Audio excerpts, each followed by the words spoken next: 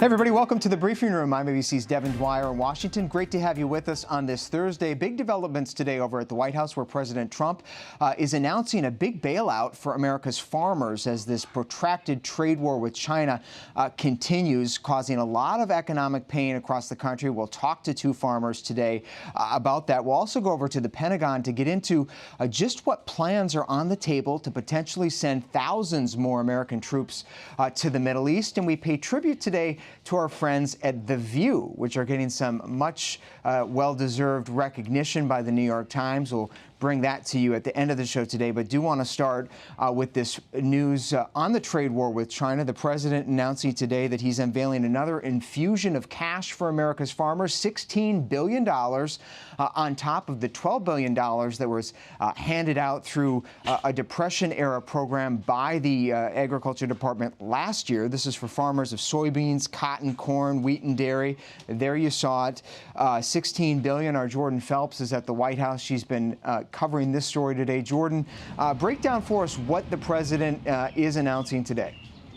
Yeah, Devin, the president is announcing $16 billion in aid for farmers. This is the second installment in aid for farmers since this ongoing trade war has been raging. And basically what the federal government is going to be doing here is directly buying some of those crops that these farmers otherwise aren't selling because of the trade war.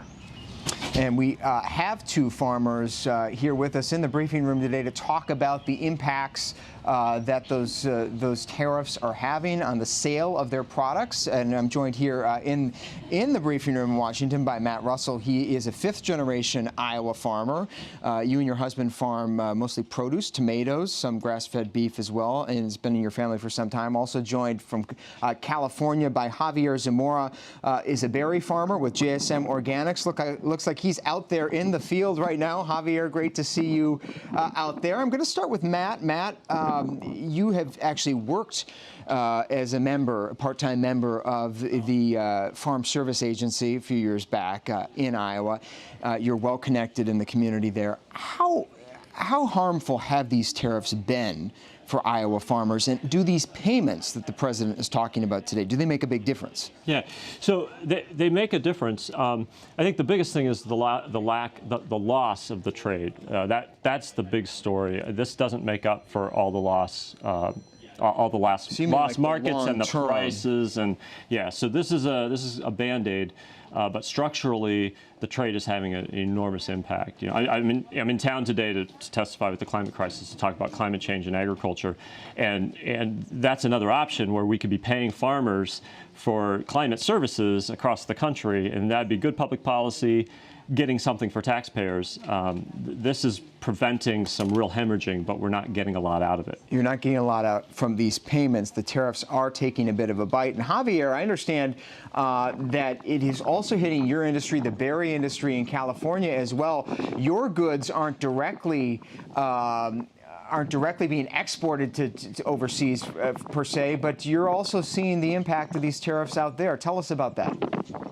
Well, my goods are normally sold locally or domestically. They're not going to China or any other countries yet.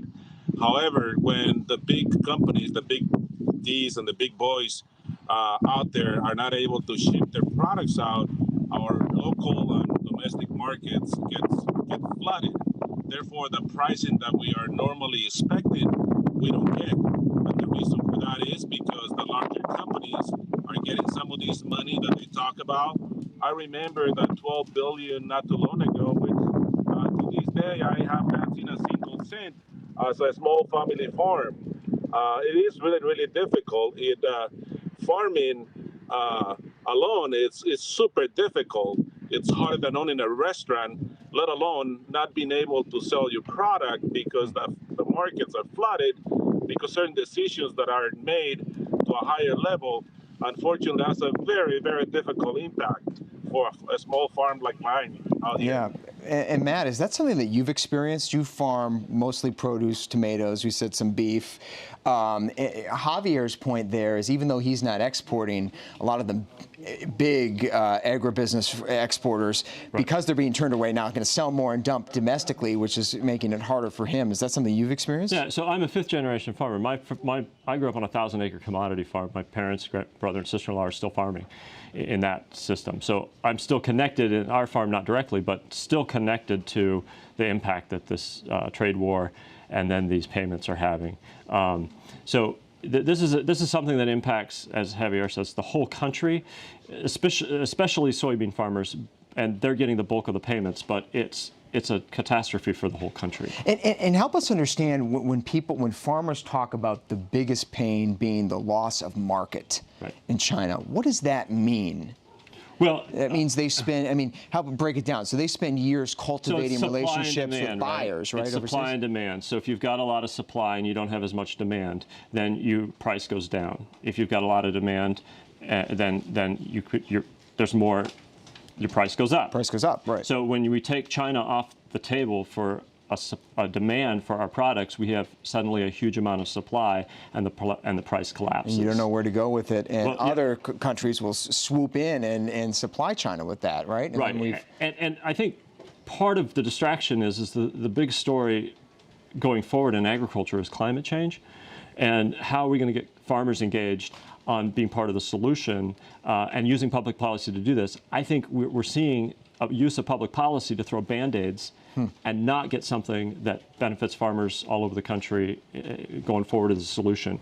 So the trade war is definitely creating a crisis, and these Band-Aids are in response to that. But it's not a good use of public policy to get us into the future. It's pretty expensive Band-Aids, too, if we're talking about $16 billion. Jordan Phelps, let's go back to you at the White House, because a lot of people online today are wondering, where is this money coming from? The president obviously doesn't have power of the purse. That belongs to Congress. And yet, out of thin air today, he is announcing $16 billion in payments to farmers. What have you been able to learn about where it's coming from and how it was approved? Devin, in the short term, this money is coming out of a Depression-era program through the U.S. Department of Agriculture to supplement these farmers by buying their crops directly. But it's important to keep fact-checking the administration here, because the president keeps claiming that somehow China is paying for these tariffs. Devin, it doesn't matter how many times he says it. It's just not true. These U.S. importers are the ones who pay for these tariffs as a tax. They then pass that extra cost on to consumers, meaning that the U.S. consumers who are buying these products are ultimately the ones who are on the hook for this, Devin. So it's just not true that somehow China is paying for this. But right now, Devin, the money is coming out of a USDA program. And I want to ask you, before we let you go, Jordan, about the politics in all of this, and we'll talk to Matt a little bit about that as well. There has been a lot of reporting and conversation out there about the president taking this action. He also dropped tariffs against Mexico and Canada earlier this week on steel and aluminum because of the impact that was having on certain businesses. He's got his eyes on the middle of the country and the politics that this is having as he heads into re-election. Yeah, Devin, it seems like the president stepped back from those other trade disputes to really put the focus squarely on China. But, Devin, farmers, the middle of the country, that's one of the president's strongholds politically. We know, and the president knows well, and so that's why he's putting his eye towards helping these farmers. But as you know, and as the farmers you've been talking to know, this aid that the federal government is offering doesn't come close enough to really closing that gap. So the president is under pressure here politically to end this trade dispute, or else he might risk losing some votes in 2020. And thanks, Jordan Phelps, for us at the White House. And Matt, before we let you go, Iowa is such a critical state as we head into the 2020 presidential election. You got two Republican senators there, Joni Ernst, Chuck Grassley, sort of breaking with the president on this, asking for him to ease up on the tariffs. Based on the circles that you are in and the conversations that you're having, do you see a political impact of these tariffs in 2020? Is it going to make it harder for Republican farmers that you know, independent farmers that you know, to support President Trump because of the tariffs? I think just from a broad political standpoint, the economy has a lot to do with the party in power, and elections. That's just kind of common knowledge. If the farm economy stays in the slump that it's in, it's going to have an impact, at least for farmers, because the economy is in a real crisis. And we're seeing a cyclical downturn turned into a major crisis because of these tariffs. So that's going to have an impact. So while the whole economy might be doing well, the farm economy in Iowa is certainly feeling the pain. So that is weighing on a lot of minds. Matt Russell, thank you so much, fifth-generation farmer. Great to have you with us in the briefing room from Iowa. And our thanks to Javier Zamora as well, joining us from California. Javier, thank you so much, and great to see those beautiful berries behind you. Good luck with your picking season out there. Thank you, sir. All right, great to see Javier. Moving on now to those major developments late yesterday coming out of the Pentagon as President Trump ramps up the rhetoric with Iran. ABC News has learned that the Pentagon is pulling together plans to send potentially thousands more U.S. troops to the Middle East to deter Iran and the threats that it poses. Let's go to the Pentagon right now for Louis Martinez, where a meeting was convened today, Louis, with the acting defense secretary and top military brass to talk about those plans. What have you learned about how many troops might be headed that way? Devin, what the Pentagon is talking about is a CENTCOM request for additional force protection. Now, what does that mean? That means protecting American forces in the Middle East. That can take the form of additional Patriot anti-missile batteries. It could mean more ships, for U.S. Navy ships in the Persian Gulf to counter maritime threats posed by Iran. But we had Secretary of Defense, Acting Secretary of Defense Pat Shanahan speak to us just a short time ago, where he pushed back on the notion that we're talking about 5,000 or 10,000 troops that might be associated with this. He said what's going on right now is that there's an initial part of this process where CENTCOM has made the request. The Joint Staff is looking at it. He said he would be briefing the president this afternoon at the White House about Iran, but that he said it was premature, essentially, to say that number of troops would be heading to the Middle East. What he did say is that they are looking at additional force protection, and he did acknowledge that additional force protection could mean additional troops. Let's not forget the U.S. sent an aircraft carrier, the U.S. Abraham Lincoln, as well as B-52s and a Patriot missile battery to the Middle East in response to Iranian threats. When we asked the Secretary today if those threats continue, he kind of shunted aside the question, but pretty much said that those threats remain. Louis, just as we want to remind everybody, as you said, there are thousands of American troops already in the Middle East. I want to put up some of your reporting as to where those troops are distributed right now, just so folks kind of get a sense. Most American forces in the Middle East are in Afghanistan, big presence in Kuwait and Qatar, a lot of Americans on ships out there, and others, of course, in Iraq, in Syria. Louis, as they contemplate these plans, they zero in on a number. Where would they likely go? What kinds of troops are we talking about in terms of force protection? Well, that's one of the things when we talk to officials about this, they talk less about the troop numbers themselves and more about what those troops would be doing. So in other words, it's what the Pentagon here likes to call capabilities. Well, what does that mean? You want a missile that's capable of shooting down an aircraft. You want another missile that's capable of shooting an incoming missile. You could find those on land. You could find them at sea. Well, if you're going to put them at sea, that means putting in ships that may not be in the region. You may have to pull them from somewhere back stateside or the Far East or maybe even the Mediterranean. So when you have these capabilities, that's what you're talking about. That's when you get into the numbers game about, okay, how many people do you actually need to make these systems operate? And so that's how we end up with 5,000. 10,000 may have been the top number that CENTCOM was requesting, but they're not going to get everything that they request because a lot depends on how stretched the U.S. military is worldwide. So where will these troops go? They could go to ships. They could end up beefing up the resources that the U.S. already has in those Gulf countries like Bahrain, Qatar, and United Arab Emirates. Those would be the likeliest places, given that they are right across the Persian Gulf from Iran and could be become terrorist attacks or could suffer terrorist attacks. And let's not forget, look at what happened just last week, those 4 freighters off the coast of the United Arab Emirates. The United States believes that it was Iranians, the IRGC, the Iranian Islamic Revolutionary Guard Corps, that actually placed explosive charges on those ships. Quite a provocative act, but so far nothing beyond that. Yeah, it certainly would be a significant deployment, though, into that zone. Obviously, as you were telling me earlier, a sign of the seriousness with which the administration is taking the threat. Louis Martinez, thanks for your reporting at the Pentagon. I want to bring in now Mana Mostatabi, who is with the National Iranian American Council. Great to see you, Mana. Thank you so much. And we wanted to bring you in because you have an important perspective that I think that has been lost in all this. You were born in Iran. You still have family over there. You stay in touch with them, I'm sure, at this time. But, you know, lost in this debate about troop buildup, the standoff between the regime and President Trump is, what's it like on the ground there? What are people saying about the threat from President Trump? Do you get the sense that there's a real conflict coming? You know, it's a couple of things. I think that the psychological effect that it's having, all of this, the escalation in recent weeks has really devastated the psychology of the Iranian people.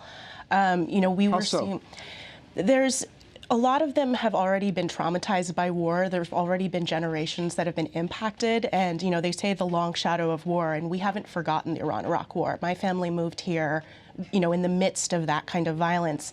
And obviously, Iranians saw the outcome of the Iraq War. And they are seeing this sort of playbook that with the Iraq War being reused again. And so there's this sense of paralysis on the ground in a lot of ways.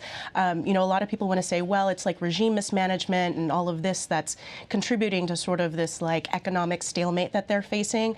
But if you talk to Iranians, they will say, no, they blame President Trump for the sanctions that he's imposed. They can't access medicine. There's a lot of black market medication that's cut with, you know, untenable chemicals that are giving them incredibly bad side effects. And the reality is that there are now these opposition forces that are operating in Washington, D.C. that have no support in Iran, and they're stoking this sort of PTSD almost, where they're seeing, you know, you have the former Shah's son, Pahlavi, doing these rounds through the Washington, D.C. think tanks, very much the same way that Ahmed Chalabi was doing. And he's sort of drumming up support and saying, you know, I want to support the Iranian people. But if you talk to the Iranians on the ground, they're saying, we already did this. We don't want a monarchy. We don't want the U.S. to come in and change this regime because we already saw what happened when they tried to do that once. What do you think the risk is of a miscalculation here, both either by the Americans or by the Iranians? I mean, there was a report out over the weekend in the New York Times about how this latest tit-for-tat back and forth, both rhetorically and in terms of forces, was dangerously close to a violent explosion simply because of a miscalculation. Do you get the sense that I don't know that that's possible and that's a very real risk? I mean, I think it's going to come down to like a miscalculated tweet. Honestly, the Iranian people and the Iranian government have no energy or political will to get into any confrontation. They are struggling with a flailing economy, a really unhappy population, and they're just embroiled in regional struggles. They don't have the capacity to take on further conflict. They're exercising restraint, and I don't anticipate that that's going to change. And finally, wanted to ask you, there's an interesting headline out this morning in Politico that Senator Dianne Feinstein, Democratic senator from California, senior member of the Senate Foreign Relations Committee, who I'm sure you know well, a few weeks ago had dinner with Iran's Foreign Minister Javad Zarif, who was in town, sort of surprised everybody in this town to see such a high-ranking member of Congress, a Democrat, having a meal with the foreign minister. What did you make of that? I mean, you know, that seems like it's a lot more sound than meeting proclaimed opposition figures like John Bolton taking payments from the MEK. I will always advocate for anything that'll advance peace and diplomacy with Iran. The problem is that we aren't talking. And anyone who's willing to talk, we should talk to. If that's what it takes at that level. Do you think they'll call President Trump back? You know, I don't know. The Iranians have a lot of pride. I guess that's kind of a wait and see. But I don't think we should rule peace and diplomacy and just take it off the table at all. I don't think we're at that point yet. All right, we'll see. Let's hope for a peaceful outcome in this latest tit-for-tat back and forth between the United States and Iran. Mana Mostatabi with the National Iranian American Council. Thanks so much for coming in. Great to meet you and have you here. And if you're hearing those sirens sounding here in the ABC newsroom, everyone's phone alarms are going off as it looks like we have some impending dangerous weather weather here on the eve of Memorial Day weekend. Turning now to the controversial release of an American known as the American Taliban. This is John Walker Lindh. Take a look at his picture here. You may remember him. He was freed today after 17 years in an American prison, convicted of an involvement with the Taliban shortly after 9/11. Connected to the death of an American CIA officer in Iran. He took up forces with the Taliban just before the 9/11 attacks, and he was released today. Pretty controversial move. Our Whit Johnson is in Indiana near the prison where he came from today. Whit, so a lot of people wondering why he was released so early and where he is now. What do you know about his whereabouts and doings? Well, Devin, you hit the nail on the head using the word controversy. Some might even use the word outrage. A lot of people very upset about the release of the so-called American Taliban, John Walker Lindh, who also, as you mentioned, slipped out of this Indiana prison under the cover of darkness in the early morning hours. Our sources tell us that Lindh is now on the move, on his way to actually Northern Virginia to reside just out of Washington, D.C., where you are.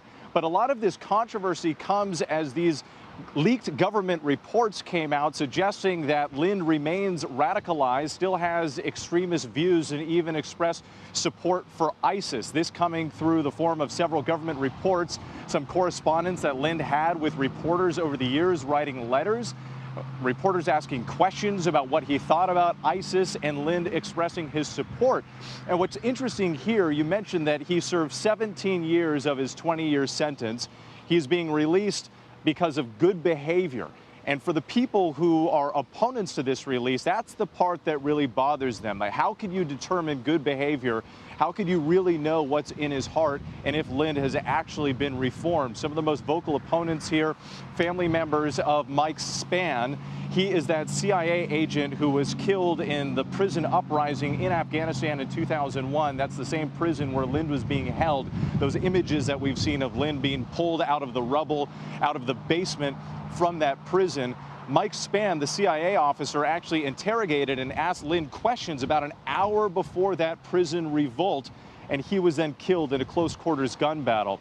Spann's family says that this feels like a slap in the face, the fact that Lindh is getting out early, especially after hearing from multiple sources that he still expresses these radical views. Today, even Secretary of State Mike Pompeo went on the record in an interview on Fox News calling Spann a great American and asking for a review of this process to try to understand what happened here.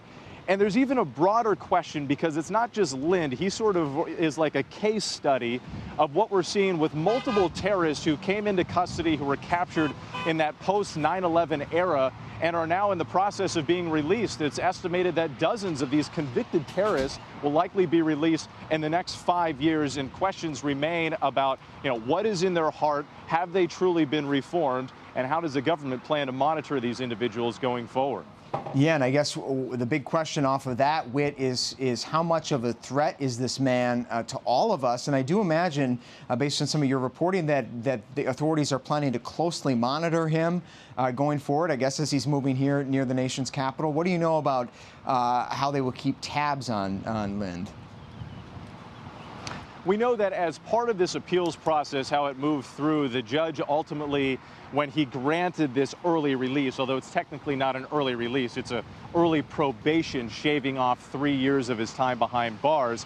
As part of that, he has very strict restrictions when it comes to limited internet access. All of his internet access has to be on approved devices that is monitored. He cannot associate in any way with any known extremists. When he talks to people on the internet, he has to use the English language. He can't have a passport. He can't travel to another country without prior approval. So there are all these issues and all these restrictions that are in place. We're told the FBI will also monitor Lindh directly, but then what happens after those 3 years is still unclear. Is he completely then released to be a free man, an American citizen, and go about his business?